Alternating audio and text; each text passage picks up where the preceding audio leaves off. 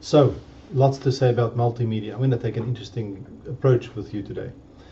The objectives of a map. So, what's the objective of a map?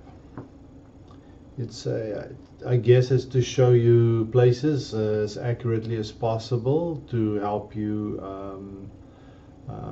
with your directions, how to get somewhere. Thinking of the old Boy Scout days with your compass and unfolding the map and checking things out, and it shows you contours to know elevation and all kinds of interesting things. So that's the objective of a map, to show you accurately an environment so that you can get directions. That's most commonly what it's used for.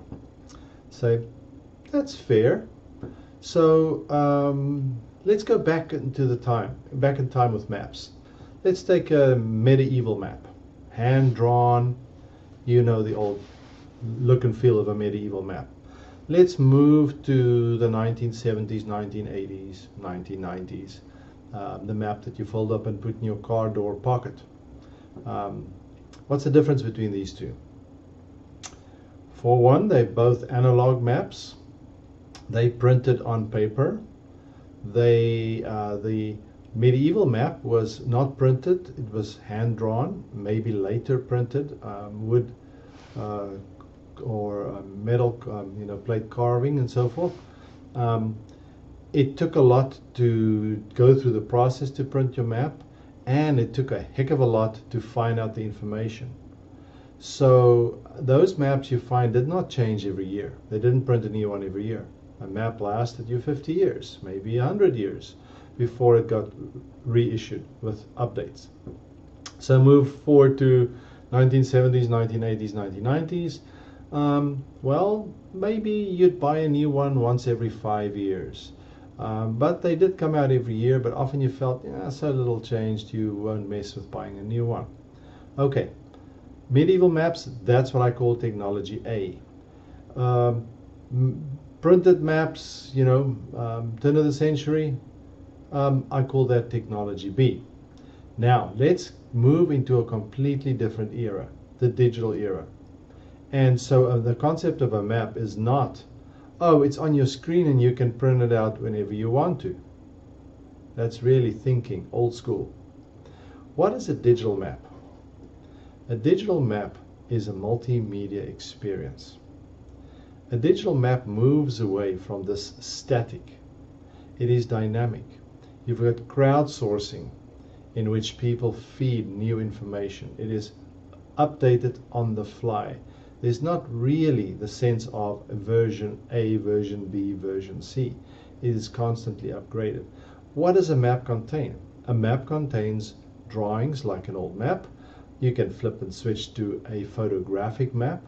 You can flip and switch to a 3D map that you can navigate the space. You can clearly see that we're already at the cusp of putting in your destination, and not only does it show you on a 2D map how to get from A to B, but in the future you'll be able to have the virtual experiences if you were driving from A to B. We already know GPS fed into a map, that's all map. In other words, you have not a static experience, but a dynamic experience in which the map is aware of your location, and it can immediately tell you when to turn left, right, and so forth. Guide you in detail. So there's sound, there's video, there is audio or sound audio, there is images in vectors, and of course satellite photography. So all these things come together in creating a map. I can see even more stuff that could fit in there, and that is, it could be aware of the date. It could indicate weather patterns. It could tell you historically at this time what to expect. So you could say, okay, I'm going to go from A to B, wherever that may be, and the plan is to do so on this and that and the other date. It can tell you immediately what you could expect. Now, obviously, in the era we live in, it's a little wider of what you can expect, anywhere from very hot to snow. Those things happen. But that's a sideline. You get the point here.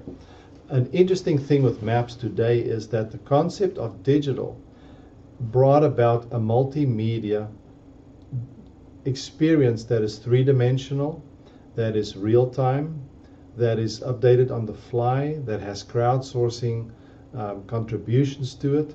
So it's a very different experience. And of course, you can even say, well, add in webcams for real live, you know, feeds to see exactly what the situation is at the very moment that you're interested in it.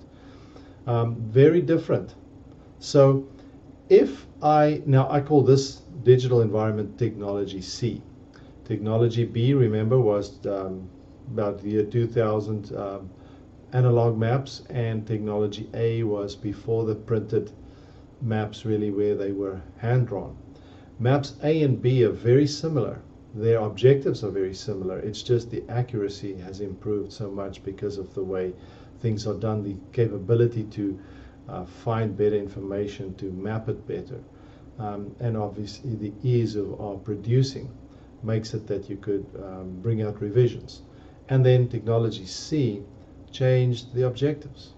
The objectives is not only to get from A to B. Think of what you use Google Maps for. Sometimes, let's say I'm interested in a library in Fargo, North Dakota. I could now go and zoom in on the map, and I mean, obviously you'd say, well, just Google the library in Fargo. But I could zoom in on the map, see where the library is. As I zoom in on the library, it provides me a link to the library. Hover over the library and it shows me a phone number. I can call them on the spot. So you could go in a city and look at the different universities, hover over each, check it out, get a good 3D experience for it. A very different experience of exploring spaces. Exploring spaces is not what you would use a 2D map for. So technology A and B doesn't really go there. Technology C, with what it can feed you, allows for business intelligence with populations. There's so much that can fit into this new space. You realize the objectives, wow, it is really changing, and it's hard to pin it to something specific, because the more information that we now gather real time, big data analysis changes the whole concept of what a map is. And so the objectives, it's a whole new game. That's the new thinking that we have to have when we think of multimedia. It's obviously not only multimedia that changes this, but multimedia is the means by which we communicate. And that's why it's exciting to be dealing with multimedia at this day and age.